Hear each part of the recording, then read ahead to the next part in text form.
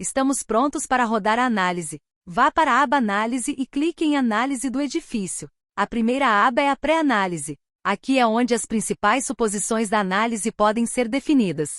Selecione Configurações. A primeira aba é o código de prática, que é herdado do modelo de projeto escolhido. Quando o modelo é iniciado, você pode clicar para mudar ou selecionar outro código, se desejado.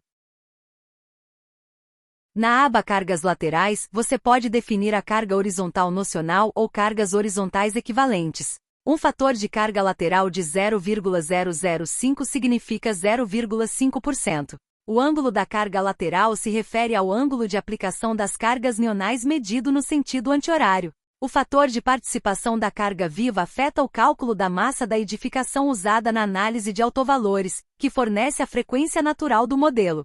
Deslocamento lateral e contraventamento definem as condições de contraventamento de colunas e paredes na direção uma coluna são, por padrão, consideradas contraventadas por paredes alinhadas na direção 1. Da mesma forma, as paredes na direção 2 são contraventadas, portanto, as paredes na direção 1 são um membro de contraventamento. Inversamente, na direção 2, as paredes na direção 2 são um membro de contraventamento para colunas e paredes na direção 1. Coeficientes de amplificação de oscilação serão calculados automaticamente após a análise, com base na classificação de oscilação da estrutura. Se a estrutura for classificada como oscilante, o fator de amplificação será maior que 1, e todos os momentos de análise serão automaticamente amplificados por este fator. Volte aqui para verificar os valores novamente após a análise. Se você marcar definido pelo usuário, pode aplicar os fatores manualmente. Vá para Unidade e Formato.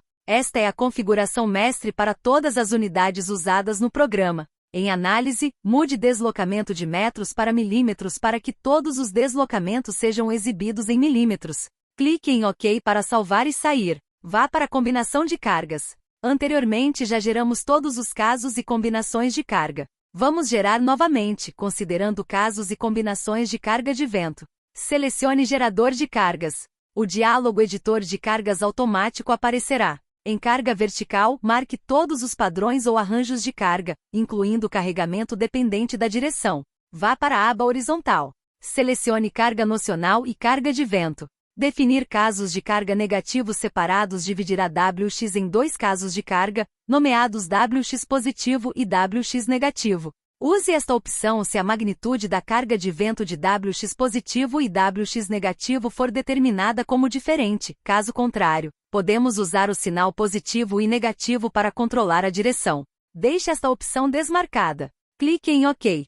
Todos os casos e combinações de carga serão gerados automaticamente. Clique em OK para salvar e sair. Clique em Carga de vento e pavimento. Aqui você pode gerar automaticamente as cargas de vento, revisar e inserir qualquer carga lateral, como a carga horizontal nocional. Clique no sinal de mais para expandir. A carga horizontal nocional ou equivalente é mostrada. Atualmente a magnitude das forças é 0. Esses valores só podem ser calculados e exibidos após a análise. Portanto, volte e verifique esses valores após a análise. As colunas X e Y são coordenadas da aplicação da força, que é também o centro do diafragma do piso para vento WX e WY. Atualmente, os valores são 0. Você pode inserir manualmente as cargas de vento, Fx e Fy, e a coordenada de aplicação X, Y com referência a este diagrama. O ponto de aplicação é o centro da elevação. Por exemplo, Wx. Podemos inserir um valor Fx. Somente a coordenada Y é necessária, pois a coordenada X será ignorada. Como a transferência do vento é feita por diafragma rígido formado pelas lajes, é irrelevante se a carga é aplicada no perímetro ou dentro do diafragma. Da mesma forma, para WY, você deve inserir um valor para Fy, e somente a coordenada X é necessária. A coordenada Y será ignorada.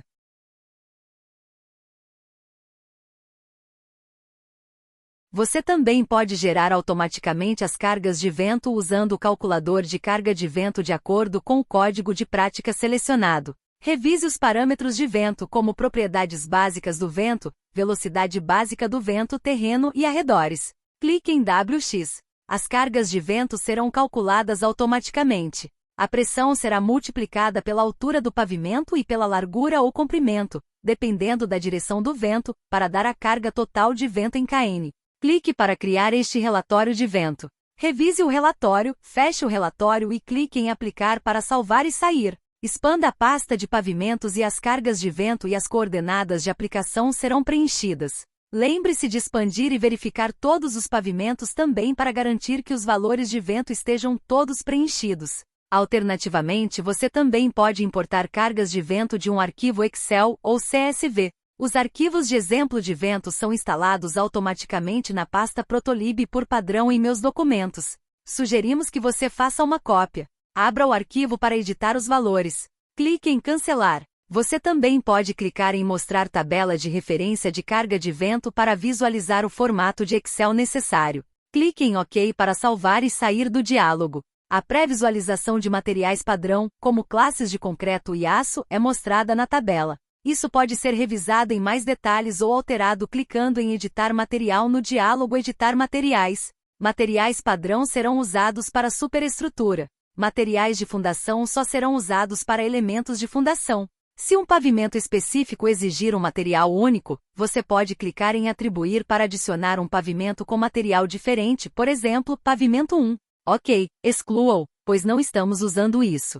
Selecione o material padrão. Na tabela à direita são mostradas as classes de concreto, classes de aço e diâmetro das barras de reforço. Clique em qualquer classe de concreto. No diálogo concreto, você pode mudar a classe de concreto. As propriedades do concreto são mostradas no lado direito. Você também pode adicionar uma nova classe de concreto clicando no sinal de mais. A classe de concreto selecionada será duplicada e você poderá prosseguir para alterar as propriedades. Na parte inferior, há uma opção para aplicar a todos os membros desta classe de material no pavimento para facilitar a aplicação. Clique em Cancelar para sair sem alterações. Clique em qualquer classe de aço. Este diálogo funciona da mesma forma que o diálogo de material de concreto. Você pode mudar a classe de aço, adicionar uma nova classe se necessário, e revisar as propriedades da classe de aço. Para revisar os diâmetros das barras de reforço usados no design do membro, clique em Editar. Você pode simplesmente marcar ou desmarcar o diâmetro das barras de reforço para incluí-lo ou excluí-lo no design. Para cada tipo de membro, a sequência de títulos das colunas corresponde exatamente ao painel esquerdo. Você pode colocar o cursor do mouse sobre o título da coluna, e a dica de ferramenta mostrará o elemento. Barra longitudinal e barra horizontal é para o design de paredes. Genérico é para todos os outros elementos. Pelo menos um diâmetro deve ser escolhido para cada elemento no painel esquerdo. Isso permite que você filtre o elemento e mostre apenas as barras de reforço atribuídas a esse elemento. Isso desativará os diâmetros de barras de reforço que não estão marcados. Mais de um elemento pode ser escolhido. Clique em Cancelar para sair sem alterações. Clique em Cancelar para sair do diálogo de barras de reforço.